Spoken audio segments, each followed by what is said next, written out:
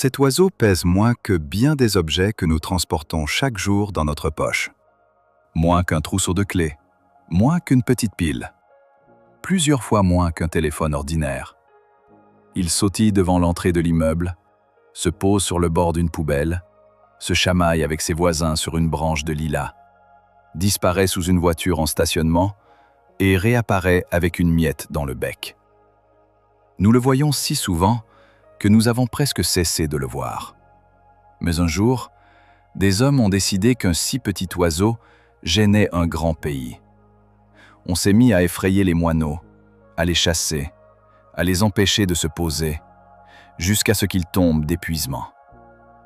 Les chants se sont tus pour un temps. Et puis, dans ce silence, l'homme a entendu ce qu'il n'attendait pas.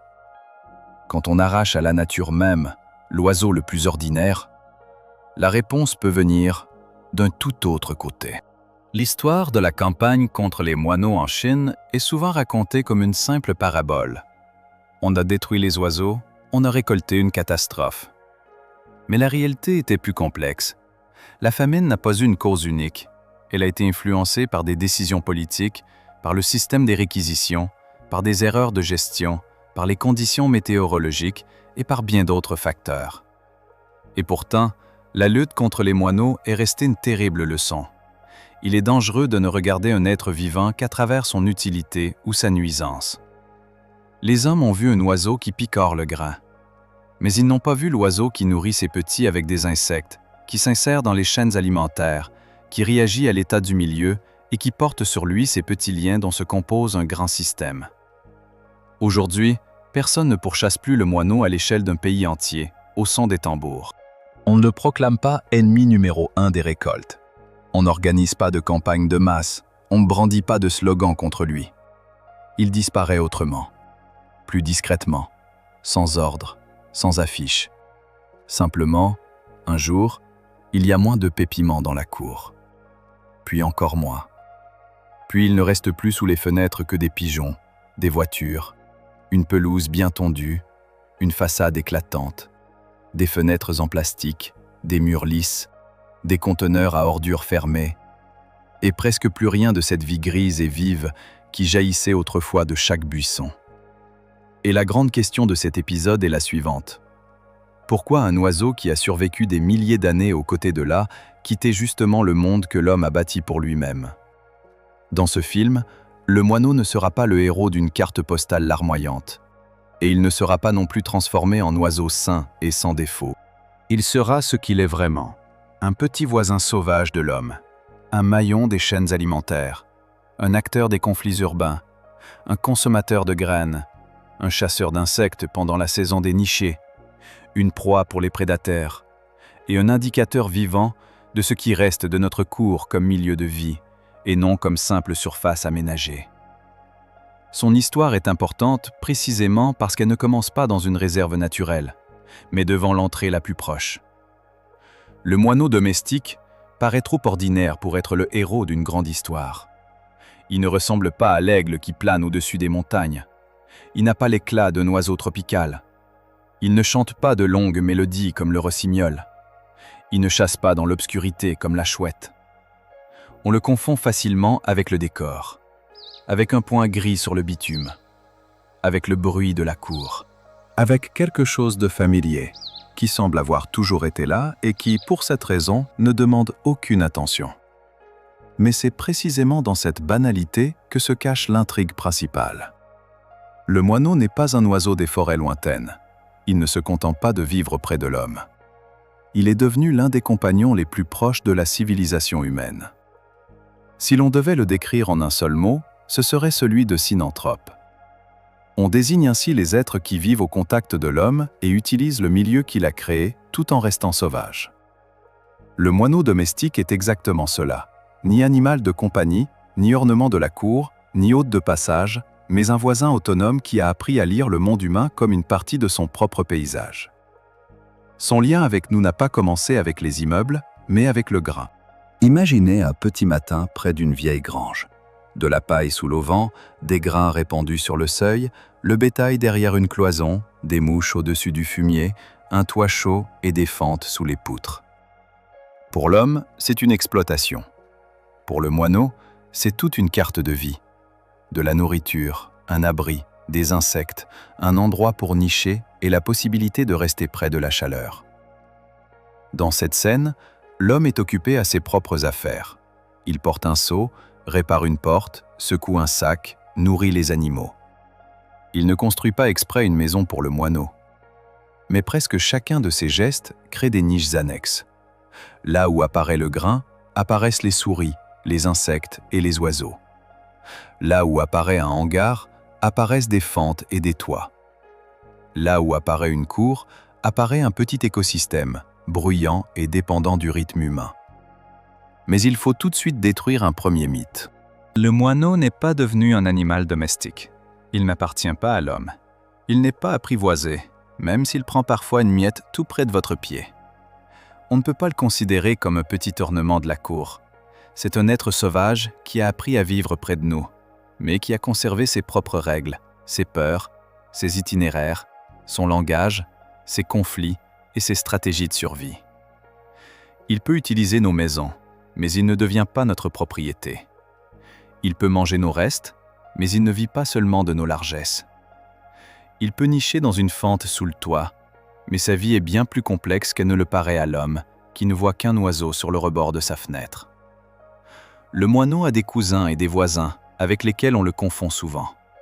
Selon les régions, on peut rencontrer, à côté du moineau domestique, le moineau friquet et d'autres espèces proches. Pour le non-spécialiste, ce sont tous des moineaux, mais les différences comptent. La couleur de la tête, le comportement, le lien avec l'homme, le choix des lieux, les effectifs, les rôles écologiques. Le mot moineau lui-même trompe, tout comme le mot oiseau fait oublier l'ampleur de la diversité. Derrière l'image banale d'une petite chose grise se cache un groupe d'espèces et de populations, chacune vivant dans ses propres conditions. Cela se voit particulièrement bien si l'on compare le moineau domestique au moineau friquet. Le moineau domestique est plus souvent perçu comme le véritable voisin des cours. Entrée d'immeubles, toits, marchés, arrêts de bus, entrepôts, fermes, cours fréquentés par les humains. Chez le mâle du moineau domestique, on remarque en général une calotte grise et une tache sombre à la gorge. Le moineau friquet a une autre allure. Il porte une calotte brune et une petite tache sombre caractéristique sur la joue claire. Lui aussi peut vivre près de l'homme, mais il est souvent plus lié au jardin, aux périphéries, aux paysages ruraux, aux arbres et aux espaces plus verdoyants. Pour le spectateur, cette petite différence peut devenir la première vraie observation. Hier, dans la cour, il n'y avait que des petits gris. Aujourd'hui, on peut déjà remarquer ceci. Un oiseau se tient plutôt près de l'entrée. Un autre, plutôt près des arbres et des buissons. L'un a la tête contrastée à sa façon. L'autre a un autre visage et une autre manière de se tenir. Le mot « moineau » cesse soudain d'être plat. Il ouvre tout un éventail de stratégies de vie voisine. Et plus l'homme regarde attentivement, plus cela devient clair. Même l'oiseau le plus familier devant la maison n'est pas tenu d'être simple. Extérieurement, le moineau domestique est modeste. Un petit corps trapu, un cou court, un bec conique puissant, des mouvements rapides, un plumage brun-gris qui ne semble simple qu'au premier regard. Chez le mâle, les contrastes sont en général plus marqués. Calotte grise, tache sombre à la gorge et sur la poitrine, qu'on appelle souvent la cravate, teinte plus vive sur le dos. La femelle paraît plus calme, plus douce, moins contrastée. Mais cette modestie n'est pas un défaut. Pour vivre dans une cour, une parure éclatante n'est pas toujours nécessaire. Un petit oiseau doit être assez visible pour les siens et assez discret pour les yeux étrangers. Dans la vie réelle, tout dépend de la lumière, de l'âge, de la saison et de l'état des plumes. C'est pourquoi, dès le départ, le moineau nous apprend non pas à deviner, mais à regarder attentivement. Le bec du moineau est à lui seul un indice sur son mode de vie. Il est court, solide, adapté aux graines et aux grains. Un tel bec n'est pas fait pour cueillir délicatement le nectar, ni pour déchirer une proie comme celui d'un rapace. Il ressemble à un petit outil servant à presser, à casser, à ramasser, à saisir. Mais ce serait une erreur de croire que le moineau n'est qu'un oiseau granivore. À l'âge adulte, il mange effectivement souvent des graines, des grains, des miettes, des restes végétaux. Mais à la saison de reproduction, sa vie change radicalement. Les oisillons ont besoin d'une nourriture riche en protéines. Et alors, le moineau adulte devient un chasseur de petits invertébrés. La petite taille du moineau l'aide et le gêne à la fois. Il peut se cacher dans des endroits étroits, s'envoler en un instant, utiliser de minuscules abris, vivre là où un gros oiseau aurait du mal. Mais un petit corps perd plus vite sa chaleur, dispose d'une réserve d'énergie limitée et exige de se nourrir souvent. Le moineau ne peut pas s'offrir le long luxe de l'inaction par une journée froide. Il doit bouger, chercher, choisir, prendre des risques. Sa vie ressemble à une agitation, mais cette agitation est une forme d'économie précise. Les sauts du moineau au sol ne sont pas non plus un trait drôle dû au hasard. Son corps est conçu pour des déplacements courts et rapides, pour un envol instantané, pour la manœuvre entre les obstacles. Il ne marche pas comme le pigeon, il sautille, parce que c'est ainsi que fonctionne son mouvement, son équilibre et sa disposition à s'envoler. Chaque arrêt est une brève vérification du monde. La tête pivote, l'œil capte un mouvement. Le bec évalue un objet. Les pattes sont prêtes à pousser pour décoller. Dans cette petite scène près d'une poubelle, se cache un travail constant du système nerveux. Les yeux du moineau sont placés de manière à offrir un large champ de vision, mais il doit tourner la tête pour mieux évaluer un objet. C'est pourquoi il paraît curieux. Il penche la tête, regarde de côté, change d'angle. En réalité, ce n'est pas de la curiosité humaine, mais une façon de recueillir de l'information. De la nourriture ou un caillou, un danger ou le décor. L'homme vient-il droit sur lui ou passe-t-il à côté? Le chat est-il simplement couché ou s'apprête-t-il à bondir? Le monde du moineau est fait de questions rapides auxquelles on ne peut pas répondre trop tard. L'odorat a longtemps été sous-estimé chez beaucoup d'oiseaux, mais pour le moineau, ce sont surtout la vue, l'ouïe, la mémoire de l'espace et les signaux sociaux qui comptent. Il vit dans un monde où le cri du groupe peut sauver la vie et où le mouvement du nombre peut signifier un prédateur. Nous percevons souvent la cour comme un lieu figé. La maison est là, l'arbre est là, le banc est là. Pour le moineau, la cour change sans cesse. Un homme est sorti, une voiture a démarré, une porte a claqué, le vent a agité un sac, le chat a changé de posture. Un autre moineau a trouvé de la nourriture. Pour lui, le milieu n'est pas un décor, mais un flux d'événements. Si l'on imagine le monde du moineau de l'intérieur, il ne ressemble pas du tout au nôtre. Nous voyons la cour à travers de grands objets. Maisons, voitures, bancs, arbres, pelouses. Le moineau voit avant tout des distances et des instants. Jusqu'au buisson, 2 courts élans. Jusqu'à la fente sous le toit, un seul envol. Jusqu'au chat, trop près. Jusqu'à la miette, on peut y arriver si l'homme ne tourne pas le buste. Pour lui, l'espace ne se divise pas en beau et en laid. Il se divise en abrité et en découvert, en vivant et en vide, en familier et en dangereux. C'est pourquoi une même cour peut paraître bien aménagée aux yeux de l'homme et presque infranchissable aux yeux du moineau. La livrée du moineau ne paraît grise que de loin.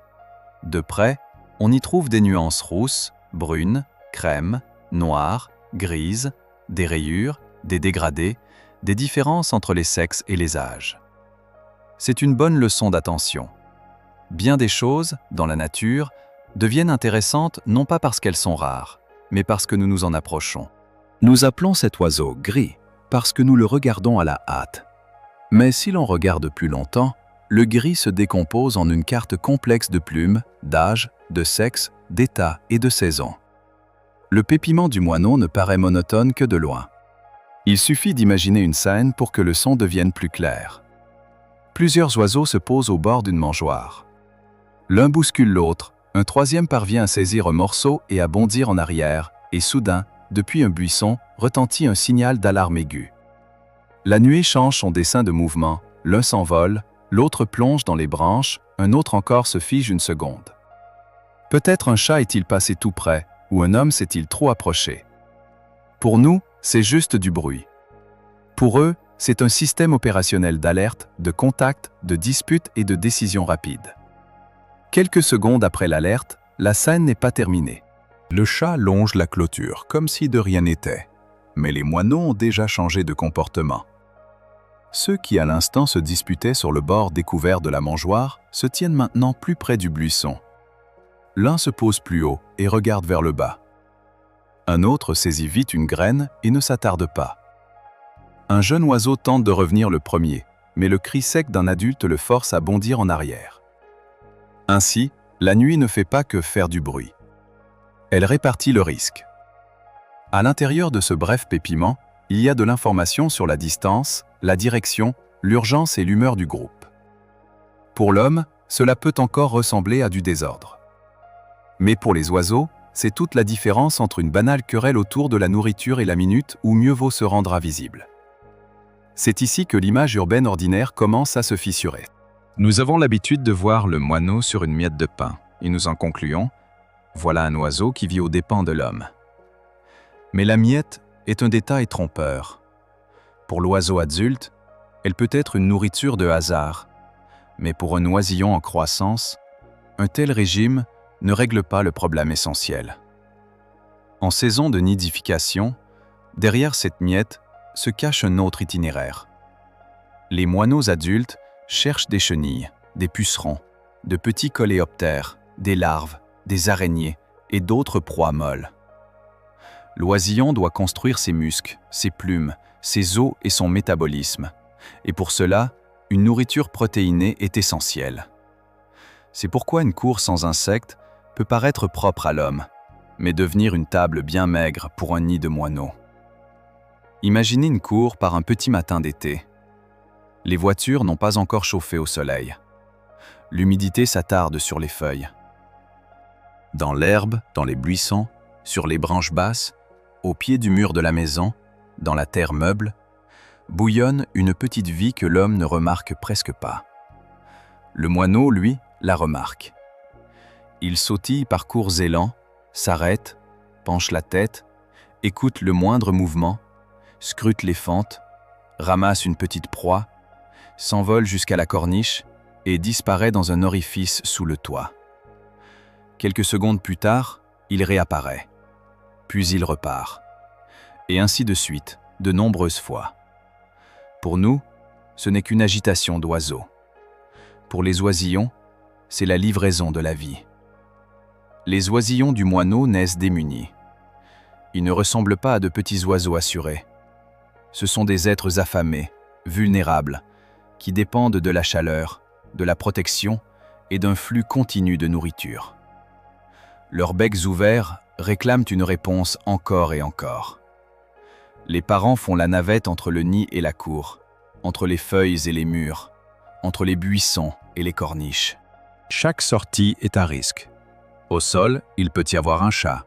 Dans les airs, un rapace. Près du nid, un concurrent ou un parasite. Mais on ne peut pas s'arrêter. L'oisillon grandit vite, et un retard dans le nourrissage peut compter plus que l'homme ne l'imagine. Voilà pourquoi les insectes en ville ne sont pas une bagatelle. Ils peuvent agacer l'homme, gâcher l'image parfaite, apparaître sur les feuilles et dans l'herbe, mais pour les oisillons de bien des oiseaux, ils sont la base de la croissance. Si une cour paraît propre parce qu'il n'y reste presque plus de petites vies d'invertébrés, elle peut être affamée pour les oiseaux. Le moineau adulte trouvera encore des graines ou des miettes. Mais un oisillon ne peut pas se construire un corps complet à partir d'une attention humaine seulement symbolique. Il lui faut une nourriture vivante. Et quand disparaissent les insectes, la disparition des oiseaux peut être le maillon suivant. Dans l'agriculture, cet équilibre a toujours été particulièrement délicat. Les moineaux peuvent consommer du grain et des graines, et l'homme remarquait ce préjudice. Mais l'été, quand ils nourrissent leurs petits d'insectes, ils peuvent réduire le nombre de certains ravageurs. La question n'est pas de proclamer le moineau seulement utile ou seulement nuisible. La question, c'est qu'un système ne fonctionne pas selon le principe d'une seule ligne dans un tableau comptable. Une même espèce, à différentes saisons, en différents lieux et selon des effectifs différents, peut être à la fois un concurrent de l'homme pour une ressource, un acteur du contrôle des insectes, une proie pour les prédateurs et un indicateur de l'état du milieu. C'est précisément ce qui a manqué dans les tentatives les plus grossières de gouverner la nature. L'homme aime les solutions simples. Si l'oiseau mange le grain, supprimons l'oiseau. Si l'insecte gêne, noyons tout sous la chimie.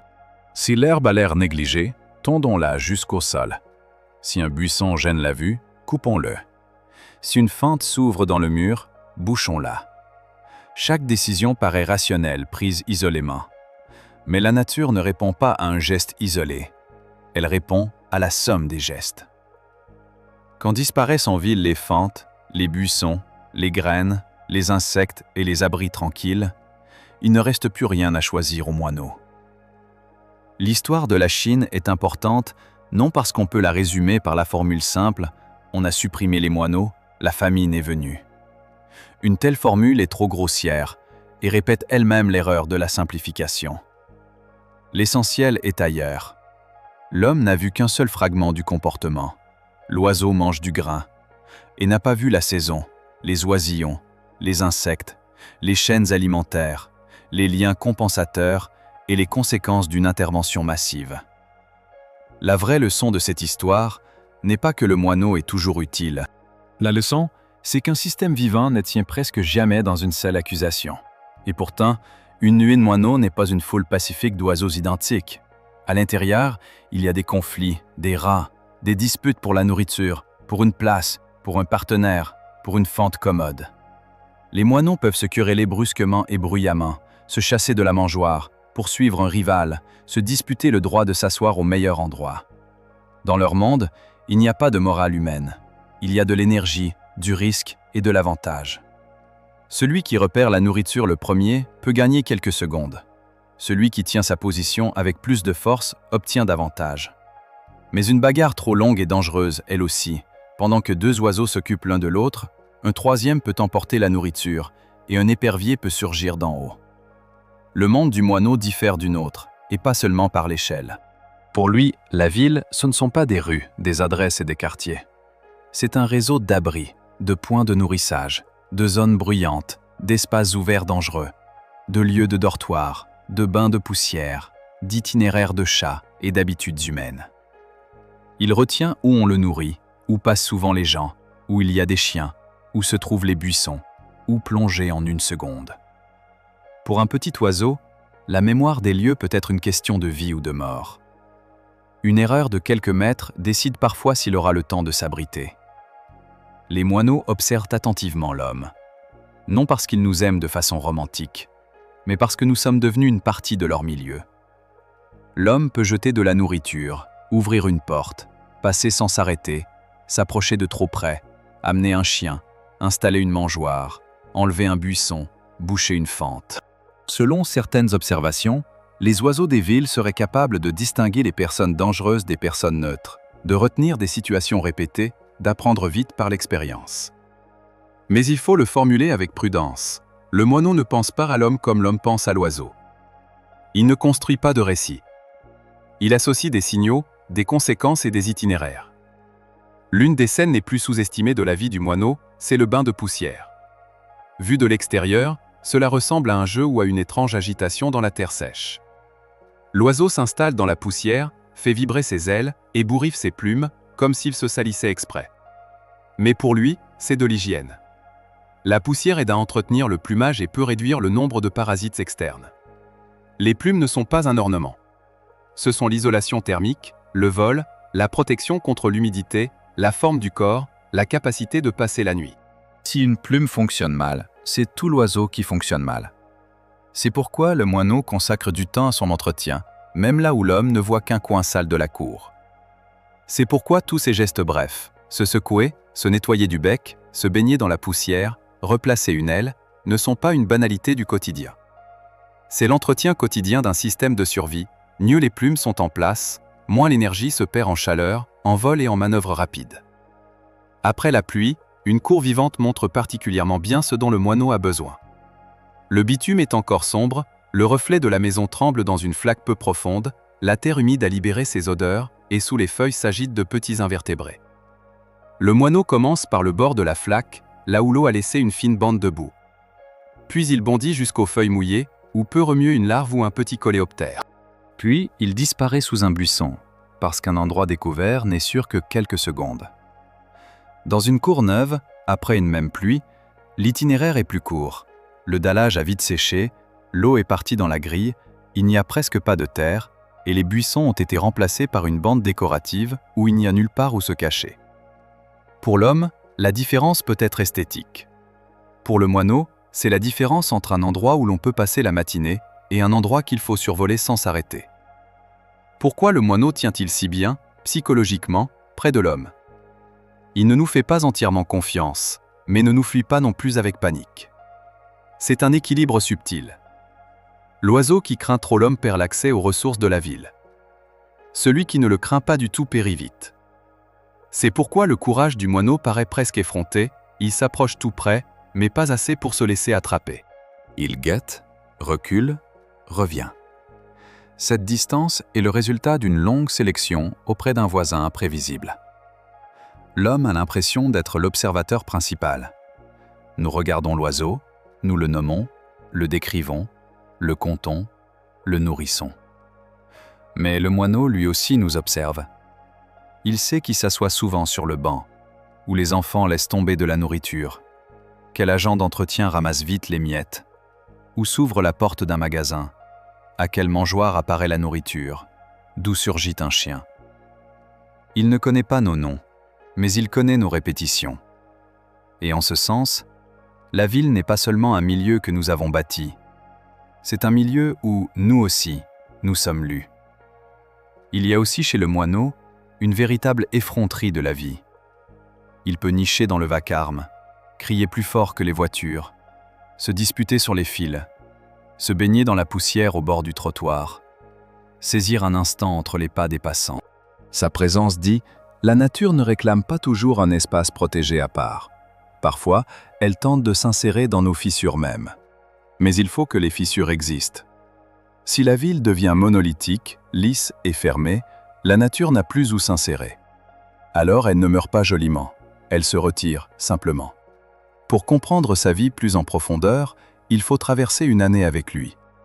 Le printemps ne commence pas par le calendrier, mais par la lumière, la chaleur, la nourriture et l'effervescence de la nuée. Les mâles deviennent plus visibles, plus actifs, plus bruyants. Commencent les parades, les disputes, le choix des lieux, les tentatives d'occuper une niche commode. Le nid peut apparaître dans une fente du bâtiment, sous le toit, dans une végétation dense, parfois dans un nichoir artificiel. Il ne ressemble pas à la jolie corbeille d'une carte postale. C'est une construction pratique faite de brins d'herbe, de plumes, de fibres, de tiges sèches, parfois de matériaux humains.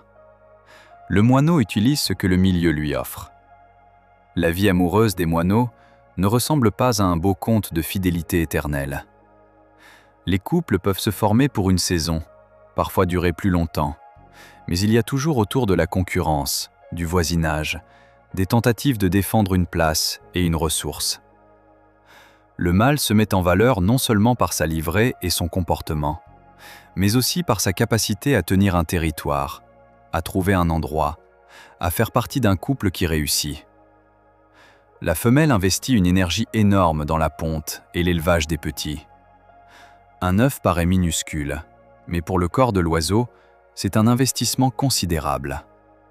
Et après l'éclosion, commence l'étape la plus tendue. L'été, pour le moineau, est un temps d'abondance et de risque. Il y a plus de nourriture, mais la vie va plus vite aussi. Les oisillons quittent le nid, encore maladroits, à la queue courte, confiants et dangereusement inexpérimentés. Ils se posent sur les branches, piaillent, réclament à manger, essaient de suivre les adultes, apprennent à distinguer la menace du décor. Le premier envol ne fait pas d'eux des adultes. Il les fait seulement passer d'un danger à un autre. Dans le nid, ils étaient vulnérables à la surchauffe, aux parasites, à la destruction, aux prédateurs. Dehors, ils se heurtent aux voitures, aux chats, aux vers, à la faim, à l'inexpérience et à la nécessité de comprendre vite les règles de la cour. La chaleur ajoute encore une couche de risque. Pour un petit oiseau, la surchauffe n'est pas un problème abstrait. Un toit brûlant, une cour sèche sans ombre, l'absence d'eau, une pelouse grillée et de rares buissons transforment une journée d'été en épreuve. À l'ombre d'un vieux buisson, la température se ressent autrement que sur un dallage à découvert. Sous un feuillage dense, on peut cacher un jeune sorti du nid, attendre que le danger passe, trouver une petite proie. Dans une cour nue, le jeune oiseau est trop visible et trop vulnérable. C'est pourquoi la verdure, pour le moineau, n'est pas une décoration. C'est à la fois le climat, l'abri, la zone de nourrissage et la protection. Le moment le plus dramatique de la vie d'un jeune moineau ne commence pas dans l'œuf, mais après l'envol. Tant que l'oisillon restait au nid, son monde était étroit, sombre et dépendant des adultes. Puis il se retrouve dehors, dans une cour immense où tout est trop rapide, trop bruyant et trop proche. Il ressemble déjà à un oiseau, mais ne maîtrise pas encore la ville. Les ailes fonctionnent, mais pas parfaitement. La queue est courte, les réactions sont en retard. Le danger n'est pas toujours reconnu tout de suite. Un tel jeune moineau peut se poser sur une branche basse, sur une bordure, dans un buisson ou directement au sol, et réclamer bruyamment à manger. L'homme croit parfois qu'il est tombé et qu'il a forcément besoin d'être sauvé. Mais souvent, les parents sont là, à proximité, et continuent de le nourrir hors du nid. La véritable aide ici, ce n'est pas d'attraper l'oiseau aussitôt, mais d'évaluer prudemment la situation. Y a-t-il une blessure? Y a-t-il des chats? Y a-t-il des adultes à proximité? Les premiers jours après l'envol sont une école du risque. Le jeune oiseau n'apprend pas dans un manuel, mais à travers chaque mouvement. Où est le ver? Où est la voiture? Où est l'ombre du chat? Où est la voix des siens? Où l'homme est dangereux et où il ne fait que passer. C'est précisément à ce moment-là que l'homme veut le plus souvent sauver le moineau. Le jeune oiseau est posé bas, sur une bordure ou dans l'herbe, ouvre le bec, paraît perdu et démuni. Mais tous les jeunes sortis du nid n'ont pas besoin des mains de l'homme. Très souvent, les parents sont à proximité. Ils attendent que l'homme s'éloigne et continuent de nourrir le petit hors du nid. La bonne aide commence par une pause. Il faut regarder s'il y a une blessure évidente, du sang, une incapacité à bouger, une menace directe d'une voiture ou d'un chat. S'il n'y a pas de blessure et que les adultes se tiennent à proximité, mieux vaut écarter le danger, s'éloigner et laisser la famille poursuivre son travail. Sauver ne signifie pas toujours emporter. Parfois, sauver, c'est ne pas intervenir une fois de trop. À cet instant, on voit particulièrement bien que le moineau fait partie de la chaîne alimentaire et n'est pas seulement un voisin de lacet. Par des oiseaux de proie, par certains mammifères, par les chats, parfois par des serpents et d'autres prédateurs selon la région. Les œufs et les oisillons peuvent devenir des proies. Pour l'homme, cela peut paraître cruel, mais dans la nature, il n'y a aucun personnage qui existe hors des liens. Le moineau mange des insectes et des graines. Lui-même est mangé par d'autres. Les restes de ses nids sont utilisés par des parasites et des micro-organismes. Sa présence soutient d'autres êtres, et sa disparition modifie la disponibilité de nourriture pour ceux qui sont plus hauts. Mais le moineau n'est pas une petite chose sans défense. Sa principale défense n'est pas la force d'un corps unique, mais la rapidité de réaction, la nuée, la vigilance, la connaissance des abris et la capacité de disparaître en une fraction de seconde. Il ne peut pas vaincre un épervier dans un affrontement direct. Il ne peut pas chasser un chat s'il s'est retrouvé trop près. Mais il peut ne pas se trouver là où le coup réussirait. Il peut repérer un mouvement plus tôt. Il peut plonger dans un buisson. Il peut donner l'alerte. Il peut se tenir près des autres. Sa stratégie n'est pas l'héroïsme, mais la gestion constante du risque. L'automne change la scène urbaine. Les oisillons deviennent plus autonomes. Les graines et les restes peuvent être plus nombreux, mais le jour raccourcit. Les oiseaux se rassemblent en groupe, cherchent la nourriture plus activement, vérifient les points habituels. Pour le moineau, il importe d'accumuler de l'énergie, de garder ses plumes en bon état, de trouver des lieux de dortoir sûrs. Dans la nature, l'automne n'est pas que de beaux feuillages. C'est la préparation à une période où le petit corps perdra de la chaleur chaque nuit et devra tout recommencer chaque matin. Plus le corps est petit, plus le prix du froid est sévère. Le premier hiver d'un jeune moineau est un examen à part. L'été, il était un jeune tout juste sorti du nid. Il se tenait bas dans les buissons, réclamait à manger, apprenait à faire de courts vols et comprenait encore mal où finissait l'endroit sûr et où commençait le danger à découvert. L'automne, il restait près de la nuée, et mémoriser peu à peu la ville. Où apparaissent les miettes le matin, où, après la pluie, on peut trouver une petite proie, où les gens passent sans le toucher, où le chat sort presque toujours à la même heure, et où, sous le toit ou dans la verdure dense, les adultes disparaissent avant le crépuscule. Mais l'hiver met tout cela à l'épreuve autrement. Le jour devient court, et il reste très peu de temps au petit corps pour trouver à manger avant la nuit. Le moineau ne peut pas remettre à plus tard la recherche de nourriture. Chaque tentative ratée à un point de nourrissage, c'est de l'énergie perdue. Chaque minute de trop sur le bitume découvert, c'est un risque. Une mangeoire peut être une chance, mais même tout près, le danger ne disparaît pas. Sous un buisson, un chat peut attendre. De gros oiseaux peuvent écarter le jeune. Et un endroit trop découvert le force à choisir entre la faim et la peur. Les moineaux adultes connaissent mieux la ville d'hiver. Ils se souviennent des itinéraires courts vers la nourriture, des côtés chauds des bâtiments, des endroits où il y a moins de vent, et des abris où la nuée se retire avant la longue nuit. Le jeune les suit, parce qu'en hiver, la nuée n'est pas pour lui une simple compagnie, mais un guide. Seul, il se trompera plus vite, cherchera plus longtemps, se cachera plus tard et survivra plus difficilement au froid. Le moment le plus difficile de la journée d'hiver n'arrive pas en plein jour, mais après le crépuscule. La nuit est longue, la nourriture est déjà inaccessible, le corps perd vite sa chaleur, et tout dépend de la qualité du repas de l'oiseau avant la nuit et de la fiabilité de l'abri. Les moineaux cherchent des endroits protégés, s'abritent du vent, utilisent les buissons denses, les niches et la chaleur résiduelle des bâtiments. Pour un petit oiseau, le dortoir est un examen de précision d'itinéraire, où il y a moins de vent, où l'on est plus à l'abri d'un prédateur, où l'on trouvera plus vite à manger le matin. C'est pourquoi le pépiment matinal d'un jeune moineau n'est pas qu'un son familier de la cour. C'est le signe qu'il a survécu à une nuit de plus. L'hiver, le moineau devient particulièrement proche de l'homme.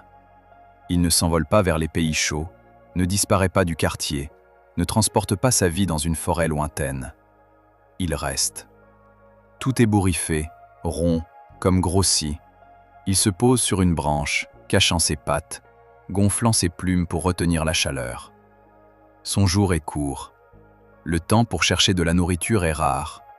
La nuit est longue et froide. Une erreur peut coûter trop cher. En de telles périodes, une mangeoire peut vraiment devenir non un détail charmant, mais la différence entre la vie et la mort pour tel ou tel oiseau. Mais l'aide aussi demande de la compréhension. Une mangeoire, c'est une responsabilité. On ne peut pas en faire une table à ordures. Tout ne convient pas aux moineaux ni aux autres oiseaux des villes. La nourriture humaine salée, frite, avariée, sucrée peut nuire.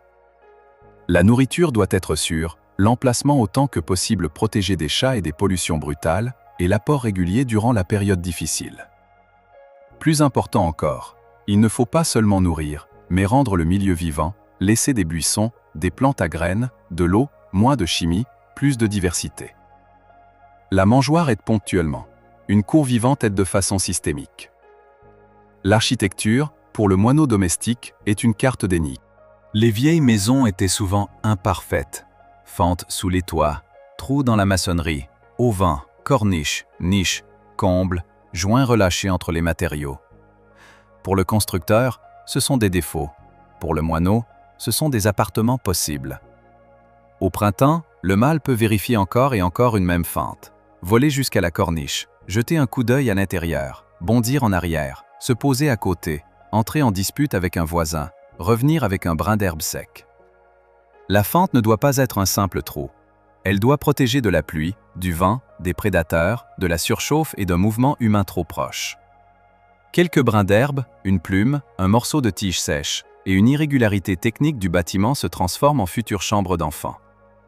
Le coût invisible des rénovations se voit particulièrement bien là où les vieux bâtiments deviennent lisses et hermétiques. Pour l'homme, c'est de la chaleur, de la sécurité, une belle façade et de l'ordre. Pour le moineau, c'est parfois la disparition de toute une rue de sites de nidification. Les grillages, les trous bouchés, les nouveaux panneaux, les combles fermés et la réfection des toits peuvent supprimer non pas un oiseau aujourd'hui, mais la possibilité même de voir naître des oisillons l'été suivant. C'est pourquoi il importe de planifier prudemment les travaux sur les bâtiments, surtout en saison de reproduction, et de toujours vérifier sur place les règles concrètes relatives au nid. Les causes de la disparition des moineaux doivent être rassemblées en un nœud clair. La première cause, c'est la perte des sites de nidification, rénovation des façades, combles fermés, fentes bouchées, grillages, panneaux lisses et bâtiments neufs sans niche. La deuxième, c'est le manque d'insectes, surtout pendant la saison des oisillons. Les traitements chimiques, les pelouses pauvres, l'herbe tondue, la disparition des vieux buissons et des feuilles mortes rendent la cour plus belle sur le plan, mais plus pauvre comme territoire de nourrissage. La troisième, c'est la transformation de la surface urbaine, dallage, parking, conteneurs fermés, mauvaises aires éliminées, absence d'eau et d'ombre. La quatrième, c'est la pression du risque, chats, vers, bruit, lumière, maladies aux mangeoires surpeuplées, circulation et inquiétude permanente. Aucun de ces facteurs n'est forcément l'unique cause. Mais ensemble, ils rendent le milieu trop coûteux pour un petit oiseau, trouver un nid devient plus difficile, nourrir les oisillons plus difficile, se cacher plus difficile, survivre à l'hiver plus difficile. Imaginez une cour avant la tonte. Le matin est encore frais. L'humidité s'attarde dans l'herbe haute, des panicules de graines pendent aux tiges.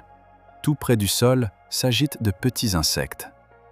Un jeune moineau, récemment sorti du nid, peut se cacher dans cette verdure irrégulière, bondir d'un buisson au mur, trouver de l'ombre et ne pas se retrouver aussitôt à découvert sous les yeux d'un chat ou d'une pie. Pour l'homme, ce n'est peut-être que de l'herbe qu'il est temps de remettre en ordre. Pour le moineau, c'est de la nourriture, un abri, de la fraîcheur et un couloir sûr. Quelques heures plus tard, tout change. La tondeuse parcourt toute la cour jusqu'au bord. Les têtes à graines sont coupées, la partie basse humide est exposée au soleil.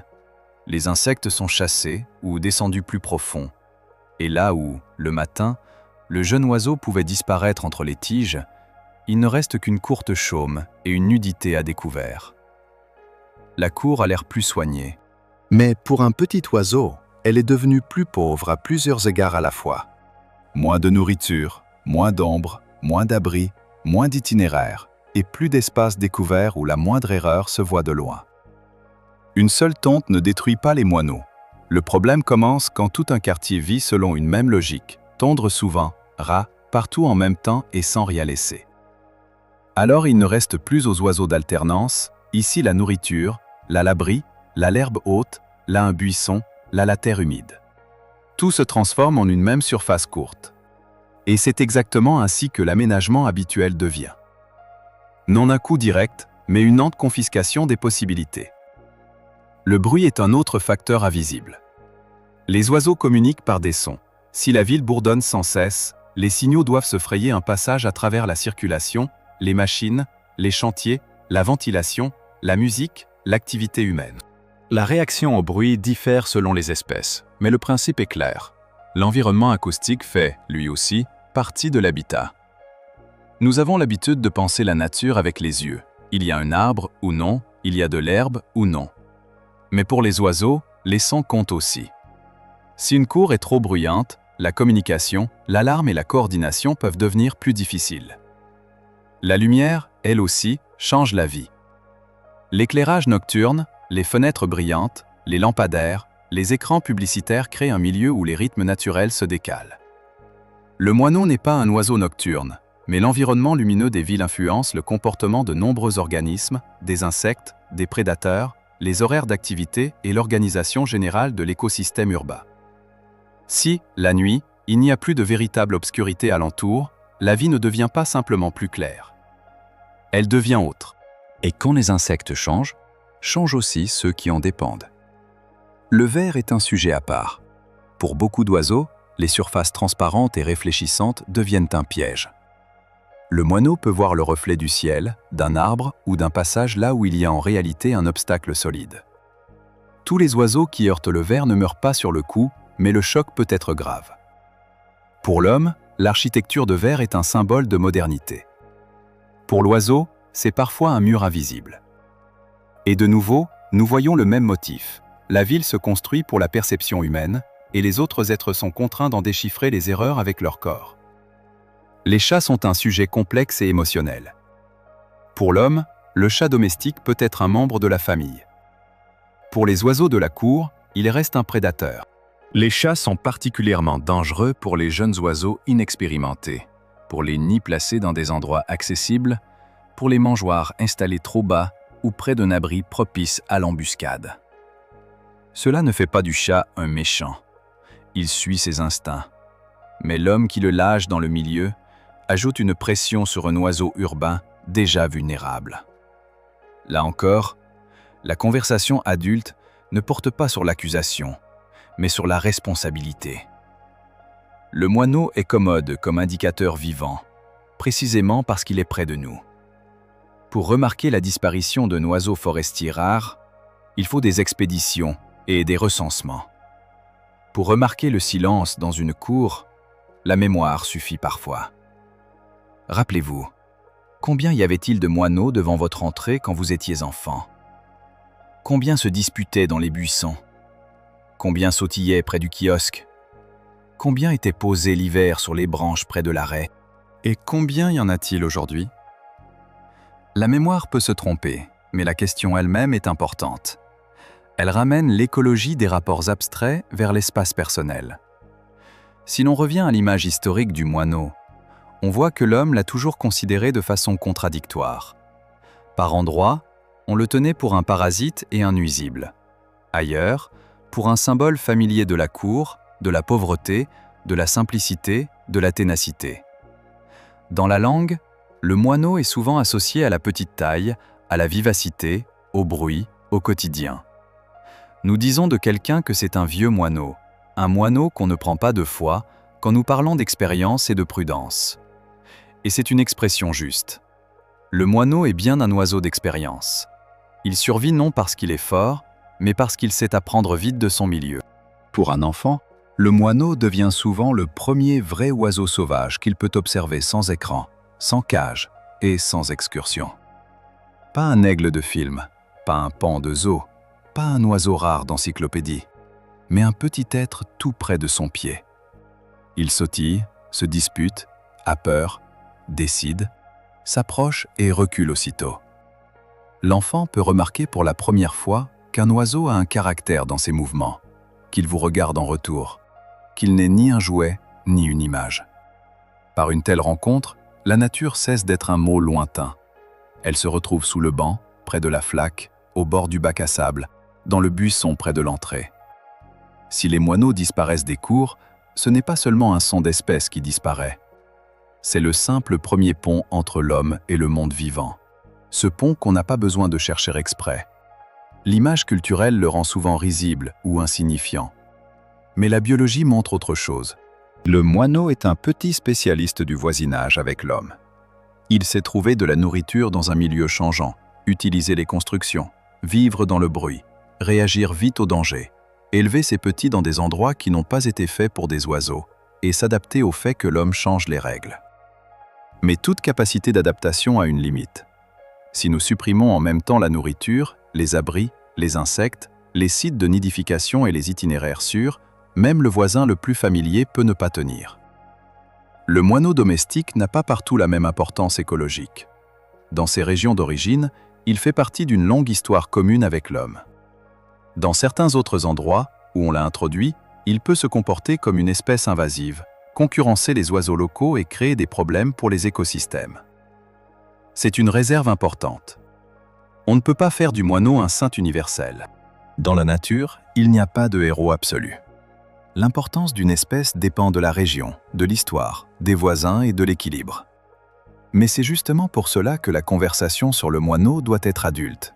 Ni vénération ni haine, mais compréhension des liens. Essayons maintenant de voir dans son entier une journée ordinaire de moineau. Tôt le matin, l'air est encore frais. La nuée ne se réveille pas en même temps, mais vite. D'abord quelques sons brefs, puis du mouvement, des sauts, des envols. Les oiseaux vérifient les points de nourrissage les plus proches. Quelque part, l'agent d'entretien a déjà balayé le bitume. Quelque part, des miettes sont apparues près d'un magasin. Quelque part, sous un buisson, remue un insecte. Quelque part, l'homme qui dépose souvent de la nourriture n'est pas encore sorti. Le moineau ne connaît pas l'horaire comme un tableau, mais il connaît la répétition du monde. Il vit dans des rythmes que nous créons nous-mêmes. Le marché du matin montre cette vie avec une clarté particulière. Tous les étals ne sont pas encore ouverts, mais sous les caisses gisent déjà de petits restes. Des pigeons s'affairent au bord du trottoir, et de sous l'auvent monte le bruit humain. Le moineau ne va pas au centre de la foule. Il se tient sur les bords. Une rambarde, un panneau, le bord d'une poubelle, une branche basse, de nouveau le bitume. Le pigeon l'emporte par la masse et l'assurance. Le moineau par la vitesse et l'instant.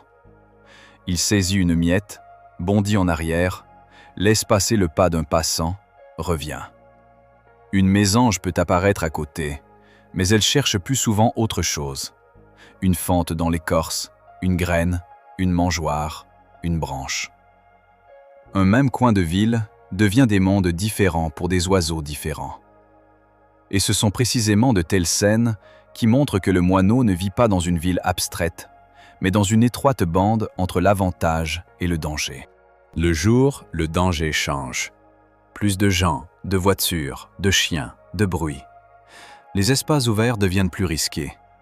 En revanche, de nouvelles sources de nourriture apparaissent. Café, arrêt de bus, marché, aire de jeu, zone de poubelle, mangeoire. L'oiseau doit constamment choisir sa distance. S'approcher, c'est une chance de manger. Rester plus loin, c'est garder sa sécurité. C'est une petite mathématique du risque que le moineau résout sans mots. Il ne philosophe pas. Il réagit, compare, mémorise. Son cerveau n'est pas grand à l'échelle humaine, mais pour ses tâches, il est étonnamment précis.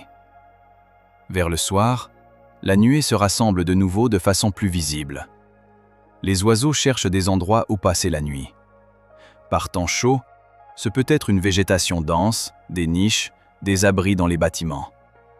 Par temps froid, le moindre point protégé devient particulièrement précieux. La nuit, pour un petit oiseau, n'est pas une simple pause. C'est une épreuve du métabolisme. Pendant que l'homme dort dans une pièce avec un radiateur, le moineau retient la chaleur par son propre corps, ses plumes, sa posture, le choix de son abri et l'énergie qu'il a réussi à amasser dans la journée. Le pépillement matinal signifie que l'examen a été réussi une fois de plus. Mais la ville peut aussi être un piège fait d'habitude. Une miette de pain paraît un geste de bonté, mais un nourrissage constant avec une nourriture inadaptée ne rend pas l'oiseau plus sain. Des déchets plastiques peuvent se retrouver dans les nids. Les filtres de cigarettes et les fibres sont parfois utilisés par les oiseaux comme matériaux, mais cela ne veut pas dire que les déchets urbains deviennent un bienfait. Les oiseaux s'adaptent à ce que nous laissons, parce qu'il n'y a parfois pas d'autres matériaux. Leur souplesse ne doit pas servir d'excuse à notre négligence. On accuse parfois le moineau d'effronterie. Il s'approche des tables, ramasse les restes, se dispute une place, fait du bruit près de la fenêtre. Mais le mot « effronterie » est ici humain. Le moineau ne viole pas l'étiquette, il saisit une occasion. Pour un être à la vie brève, au risque élevé et aux besoins constants d'énergie, la prudence doit s'allier à la résolution. Un oiseau trop craintif peut mourir de faim.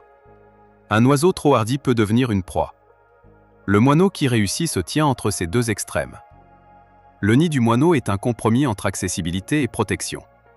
L'endroit idéal doit être assez caché, assez sec, assez proche de la nourriture et assez difficile d'accès pour les ennemis. Mais l'idéal n'existe souvent pas. C'est pourquoi les oiseaux utilisent ce qu'il y a. Une niche sous le toit, une fente dans le mur, un vide derrière une enseigne, un buisson dense, parfois le vieux nid d'un autre oiseau ou un abri artificiel. Leur choix montre la qualité de la ville mieux que n'importe quel design. S'il n'y a pas, dans un quartier, d'endroit où investir l'avenir en sécurité, les oiseaux sont les premiers à l'apprendre. Les matériaux du nid racontent eux aussi une époque. Dans une vieille cour rurale, ce pouvaient être des tiges sèches, de la paille, des plumes, du poil. Dans la ville moderne, s'y ajoutent des fils, du papier, des fibres, des morceaux de plastique. Le moineau ne fait pas d'expertise écologique. Il prend ce qui est disponible. Mais ce qui est disponible, c'est nous qui le créons. C'est pourquoi le nid d'un oiseau urbain devient parfois une archive du milieu humain. On peut y voir non seulement la nature, mais aussi nos déchets, nos matériaux, notre signature invisible. Les parasites sont une autre part de cette histoire, facile à manquer. Un nid n'est pas stérile. Il peut abriter des tiques, des malophages, des puces et d'autres petits organismes qui dépendent des oiseaux et de leur refuge. Pour les oisillons et les adultes, c'est un risque. Pour l'écosystème, encore une couche de liens. Les bains de poussière, l'entretien des plumes, le renouvellement du matériau du nid, le choix du lieu, tout cela est lié non seulement au confort, mais aussi à la lutte contre ceux qui vivent sur le corps de l'oiseau ou à son contact. Même une petite maison de moineaux est tout un microsystème. Une mangeoire sale est un risque à part, qu'il est facile de sous-estimer. De l'extérieur, elle ressemble à une bonne action. Quelques graines, des oiseaux autour, de la vie près de la fenêtre. Mais si à l'intérieur il y a des écailles humides, de la moisissure, des fientes et de la vieille nourriture, la mangeoire se transforme en un point étroit de transmission des maladies. Les moineaux y reviennent encore et encore, se disputent, se bousculent, se posent sur un même bord, touchent du bec une surface souillée. L'aide devient dangereuse, non parce qu'on ne pourrait pas nourrir les oiseaux, mais parce que le nourrissage exige de la propreté. Dans la nature, une bonne intention sans entretien se transforme vite en un nouveau problème. Le moineau n'est pas seul en ville. À côté de lui, il y a des pigeons, des mésanges, des étourneaux, des corneilles, des pies, des martinets, des hirondelles, des grives, des oiseaux de proie, des insectes, des souris, des chats, des chiens et l'homme. Parfois, ils se disputent la nourriture. Parfois, ils utilisent des niches différentes. Parfois, une espèce profite des déchets humains, tandis qu'une autre pâtit de la disparition des insectes. L'écosystème urbain n'est pas une version appauvrie de la forêt. C'est un milieu particulier, où les facteurs naturels et artificiels créent de nouvelles règles. Le moineau est devenu l'un des symboles de ces règles. Le voisinage avec les pigeons montre la différence des stratégies. Le pigeon est plus grand, plus visible, marche plus souvent à découvert, utilise d'autres sites de nidification et un autre mode de déplacement. Le moineau est plus petit, plus rapide, plus dépendant des petits abris et des buissons. Si une cour n'est remplie que de gros oiseaux, cela ne signifie pas forcément qu'elle est riche pour tous. La présence de pigeons ne remplace pas la présence de moineaux. Des oiseaux différents répondent à des qualités différentes du milieu. C'est pourquoi on ne peut pas balayer la disparition d'une espèce familière par la phrase « des oiseaux, il y en a quand même beaucoup ». À un point de nourrissage, cela se voit avec une clarté particulière. Le pigeon entre dans l'espace par la masse. Il est plus grand, plus assuré. Il peut simplement occuper la place. Le moineau agit autrement. Il se tient au bord, observe, bondit en arrière, revient, saisit un petit morceau et disparaît du côté d'un abri. Si une mésange est à côté, la scène change encore. Elle est vive, à droite. Elle file plus souvent vers les branches. 3 oiseaux urbains ordinaires, à un même point minuscule, montrent 3 stratégies de vie différentes dans une même ville. Les mésanges, par exemple, sont souvent perçus par l'homme avec plus de sympathie. Vives, à droite, utiles, fréquentant volontiers les mangeoires. Mais le moineau compte précisément comme un autre type de voisin urbain. Il est plus étroitement lié aux constructions humaines, aux bâtis anciens, à l'histoire céréalière, au mode de vie des cours. La comparaison avec la mésange aide à comprendre. La ville ne doit pas convenir à une seule espèce. Plus il y a de niches différentes, plus la vie urbaine est stable. Une monoculture de pelouse est aussi pauvre qu'une monoculture de champ. Si l'on parle d'évolution, le moineau est intéressant non comme un recordman exotique, mais comme un maître de l'adaptation ordinaire. Son corps n'a rien d'incroyable, parce qu'il ne résout pas une seule tâche spectaculaire, mais beaucoup de petites tâches à la fois. S'envoler vite, casser une graine, se faufiler dans une fente, repérer le danger, vivre en nuée, utiliser les restes humains, élever des oisillons là où, tout près, gronde une route. Son histoire évolutive n'est pas un chemin vers le miracle, mais un chemin vers un quotidien durable. Mais le quotidien peut être fragile. Si, au printemps, il y a trop peu d'insectes, la première nichée peut être plus faible. Si l'été est trop chaud et sec, les plantes donnent moins de graines et les oisillons souffrent de la surchauffe. Si une rénovation ferme les niches en pleine période de reproduction, des nids peuvent périr. Si, en hiver, la nourriture apparaît une semaine, puis disparaît soudain en plein gel, les oiseaux habitués à un point se retrouvent en danger. Les petites décisions de l'homme tombent dans le calendrier de l'oiseau, même si l'homme n'y pense pas. Les nichoirs pour moineaux peuvent aider, mais ils doivent être adaptés. Toute jolie maisonnette de magasin n'est pas utile. Compte la taille de l'entrée, l'emplacement, la protection contre la surchauffe, la sécurité face aux prédateurs, la proximité des territoires de nourrissage, le matériau, la possibilité de nettoyer. Les moineaux peuvent nicher de façon coloniale. C'est pourquoi, parfois, ce ne sont pas des maisonnettes isolées qui leur conviennent, mais des solutions spéciales à plusieurs compartiments. Mais même le meilleur nichoir ne fonctionnera pas si, autour, le milieu est stérile, sans insectes ni abris. L'eau est une autre ressource simple que l'on oublie. Par grande chaleur, les petits oiseaux ont besoin de pouvoir boire et parfois de se baigner. Les flaques sèchent vite, l'eau libre peut être inaccessible ou dangereuse, les fontaines et bassins urbains ne conviennent pas toujours. Un abreuvoir peu profond et sûr, à l'ombre, peut devenir un point important pour différents oiseaux.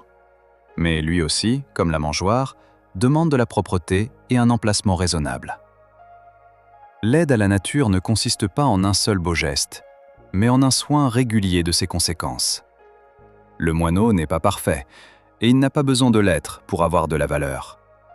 Il peut faire du bruit, salir les lieux de dortoir, se disputer la nourriture et agacer l'homme. Mais la valeur d'un être vivant ne se réduit pas à son degré de commodité pour nous à une minute donnée.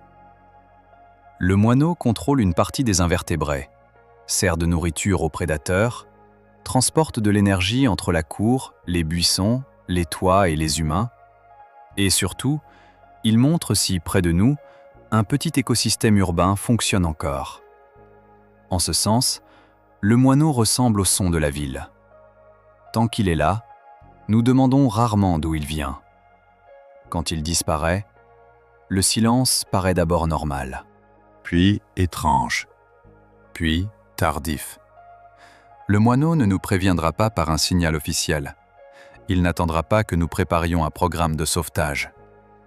Des populations peuvent décliner localement, des quartiers peuvent se vider d'oiseaux, et l'homme ne le remarquera que lorsqu'il comparera le présent au passé.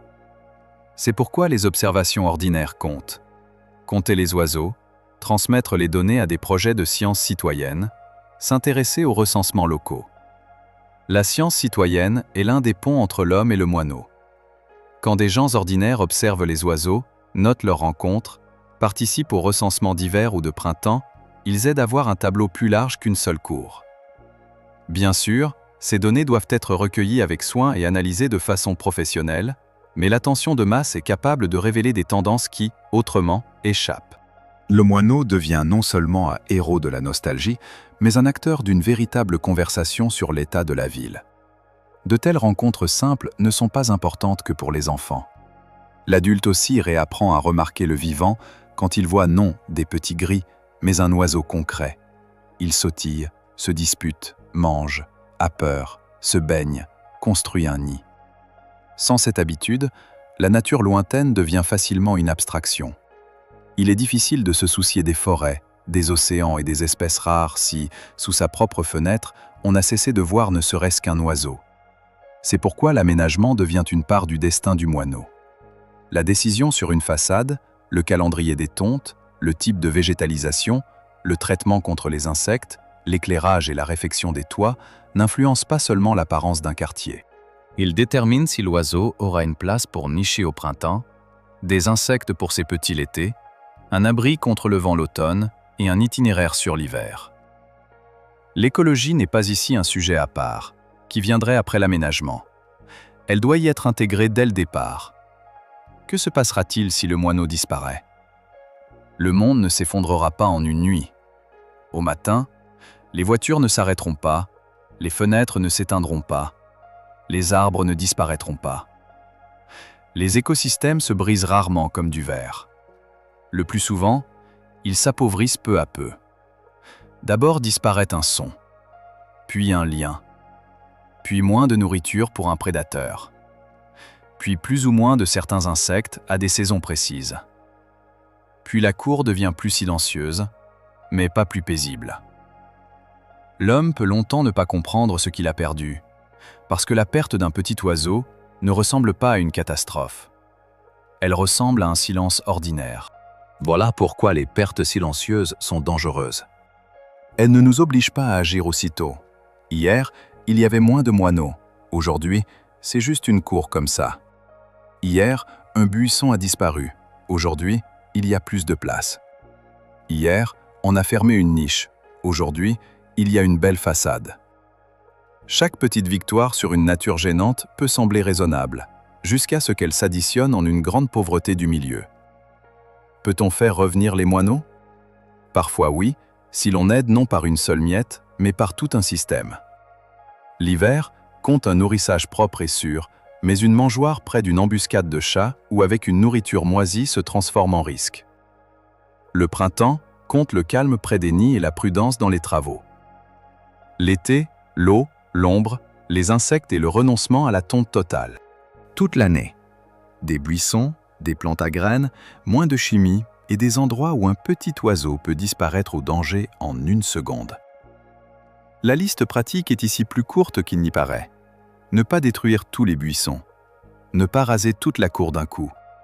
Laisser une partie des plantes à graines là où c'est sûr. Ne pas utiliser la chimie sans nécessité. Mettre de l'eau par grande chaleur. Nettoyer les mangeoires l'hiver. Placer la nourriture de manière à ce que l'oiseau ne se pose pas droit dans l'embuscade d'un chat. Lors des travaux sur les bâtiments, tenir compte de la saison de nidification et ne pas fermer toutes les niches possibles sans solution de remplacement. Si l'on installe des nichoirs, le faire non pour l'image, mais en comprenant la taille, l'emplacement, l'ombre et la sécurité. Le moineau n'a pas besoin d'un parc somptueux. Il a besoin d'une cour où la vie n'a pas été nettoyée jusqu'à la dernière fente. Il est tentant de dire, puisque le moineau est si adaptable, il se débrouillera avec n'importe quoi. Mais c'est l'une des erreurs les plus dangereuses. L'adaptabilité n'est pas une armure magique. Elle fonctionne à l'intérieur d'une plage de conditions. Un poisson habitué au courant ne survit pas sans eau. Un oiseau forestier ne sera pas plus heureux qu'on lui ait laissé du béton à la place de la forêt. Le moineau est souple, mais pas infini. Sa force est dans l'exploitation des petites possibilités. Si les possibilités disparaissent en même temps, la force se change en souvenir d'un succès passé. Ce n'est pas pour rien que le moineau est entré si solidement dans la langue. Un vieux moineau n'est pas l'image d'une grande force, mais celle d'un petit survivant expérimenté qu'on ne berme pas facilement. L'aigle se retrouve sur les blasons, le rossignol dans les chansons, et le moineau reste près de la clôture, près du kiosque, sur le toit, à côté de la cantine de l'école, dans le bruit de la cour. L'homme peut ne pas se souvenir d'un oiseau précis, mais il se souvient du tapage des moineaux, comme du son d'un lieu habité. Petit ne veut pas dire simple. C'est la principale leçon du moineau. Pour qu'un seul oiseau passe une saison, il faut que coïncident le temps, la nourriture, les abris, les itinéraires, les voisins, un endroit sûr pour le nid, la possibilité de survivre à la nuit et la chance d'élever des jeunes. Dans un petit corps se voient de grands liens. C'est pourquoi prendre soin du moineau n'est presque jamais prendre soin de lui seul. Une cour où il y a de la place pour les moineaux est en général meilleure aussi pour les insectes, les plantes, les autres oiseaux et l'homme lui-même. Il existe un moyen simple de faire ressortir le moineau du décor. Commencez à observer non les oiseaux en général, mais des actions concrètes. Où se nourrissent-ils le matin? D'où s'envolent-ils vers les buissons? Où se posent-ils après un signal d'alarme? Y a-t-il parmi eux de jeunes oiseaux au mouvement moins assuré? Vers où la nuée se déplace-t-elle le soir? Quels endroits évitent-ils? À quelle mangeoire commence la cohue et où les oiseaux se tiennent-ils plus calmement? Une telle observation ne demande pas de laboratoire. Quelques minutes dans la cour, à un arrêt, à la fenêtre, près de l'école ou d'un magasin suffisent. On peut remarquer que les moineaux vivent rarement de façon chaotique. Ils ont des itinéraires, des points préférés, des coins sûrs, des heures d'activité, des lieux de dispute et des lieux de silence. Et alors la ville devient soudain autre. Là où il n'y avait qu'une entrée d'immeuble, apparaît un itinéraire. Là où il y avait un buisson, se trouve un refuge. Là où il y avait une miette, surgit une question. Cela aide-t-il vraiment les oiseaux? L'observation ne résout pas tous les problèmes, mais elle redonne la première condition du soin, l'attention. Si cette histoire vous a aidé à voir le moineau ordinaire autrement, soutenez cet épisode d'un like et abonnez-vous à la chaîne. En commentaire, écrivez quand vous avez, pour la dernière fois, vraiment remarqué les moineaux dans votre cour. Non du coin de l'œil, mais comme de véritables voisins vivants. Après cet épisode, on peut poursuivre la conversation sur ceux qui vivent près de nous presque sans qu'on les voie. Regardez les autres histoires de la chaîne. Elles vous aideront à voir le monde familier avec plus d'attention. Et maintenant, on peut revenir à cette fameuse scène devant l'entrée. Un petit oiseau se pose sur le bord d'un banc. Il tourne la tête. Il regarde tantôt d'un œil, tantôt de l'autre. Sous ses pattes, le bitume. À côté, les voitures. Derrière lui, le mur de la maison, où il pouvait y avoir autrefois des fentes, et où il n'y a plus maintenant qu'une façade lisse et isolée. Quelque part dans les buissons, s'ils existent encore, s'agite une nuée. Quelque part sous le toit, s'il reste de la place, piaillent des oisillons. Quelque part, un homme passe sans rien remarquer de particulier. Et en réalité, devant lui se trouve un antique compagnon de la civilisation, un petit capteur de la ville vivante. Et quand, demain, vous entendrez par la fenêtre un bref pépiment, ne vous hâtez pas de le ranger au rang de bruit de fond. C'est peut-être l'un des plus vieux sons du voisinage humain. Le son d'un oiseau qui nous a suivis depuis les premiers champs de céréales jusqu'au quartier d'immeubles. Le son d'un petit corps où se reflète une grande ville. Tant que le moineau se dispute dans les buissons, la ville n'a pas encore tout à fait oublié qu'elle est vivante. Et si ce son disparaît, la question ne portera plus seulement sur les moineaux. Elle portera sur ce que nous avons fait du lieu que nous appelons notre maison. Merci d'avoir regardé. On se revoit vous, d'avoir abonné.